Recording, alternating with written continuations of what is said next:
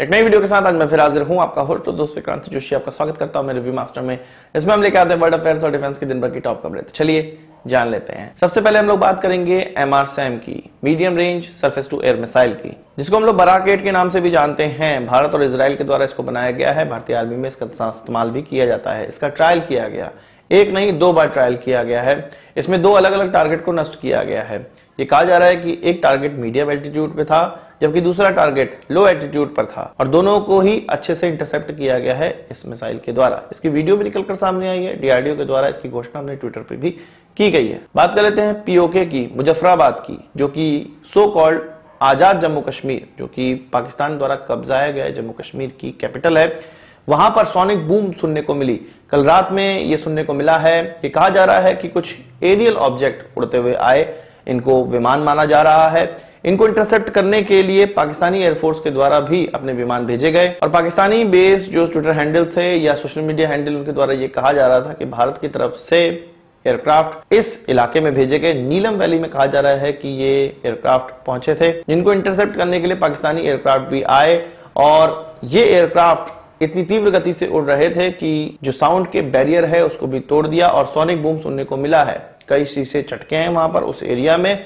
इसके बाद आज कहा जा रहा है कि वहां पर इंटरनेट बंद कर दिया गया था, और DGISPR के द्वारा इसके बारे में कुछ नहीं बताया गया है। केवल लोकल POK के जो लोकल लोग इस एरिया के लोग थे, पाकिस्तानी लोग थे, पाकिस्तानी मीडिया था, उसके द्वारा ही ये सारी चीजों की जानकारी दी गई है। पाकिस्तानी सोशल मीडिया में या मीडिया में ये चीज बहुत तेजी से फैल रही है कि भारत कोई कार्रवाई इस एरिया में करना चाह रहा था, एयर स्ट्राइक करना चाह रहा था, या किया भी हो तो उसको इंटरसेप्ट करने के लिए पाकिस्तानी एयरक्राफ्ट हरकत में आए थे। और इस एरिया में इंटरनेट बंद किए जाने का मतलब यह है कि कोई तो घटना इस एरिया में हुआ है जिसकी जानकारी वो बाहर नहीं देना चाहते हैं। पर यह क्या घटना भारत से संबंधित है नहीं है, ये तो आगे चल के ही पता चलेगा। बात कर लेते हैं चीन के विदेश मंत्री की भारत यात्रा की। आपको पता है कि 2 दिन पहले एकदम अचानक से चीन के विदेश मंत्री भारत पहुंच गए थे। कहा जा रहा था कि ब्रिक्स सम्मेलन में भारत को इन्वाइट करने के लिए, प्रधानमंत्री मोदी को इन्वाइट करने के लिए आए हुए थे। यह भी कहा जा रहा था कि भारत और चीन के बीच में जो स्टैंड ऑफ चल रहा है उस पर भी थोड़ी मोड़ी बात हुई थी।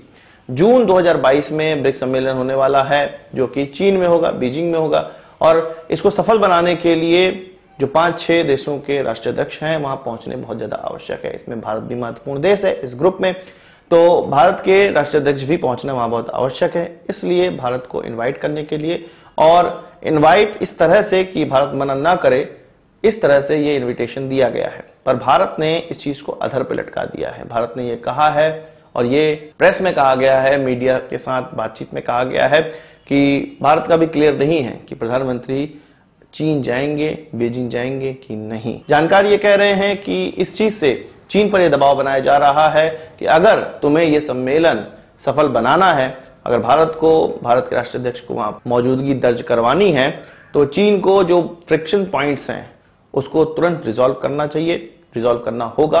और अगर वो ये दिखाना चाहते हैं कि भारत के साथ उनके रिश्ते सामान्य हैं, तो उसको पहले सामान्य बनाना पड़ेगा। इसके अलावा ये भी खबर निकलकर सामने आ रही है कि रशिया के फॉरेन मिनिस्टर भी भारत आने वाले हैं। इनकी यात्रा इसलिए हो रही है कि भारत रशिया के साथ तेल खरीद रहा है। इसके अलावा रुपए रूबल में जो कन्वर्जन है वो भी हो रहा है, उसमें भी व्यापार होना है।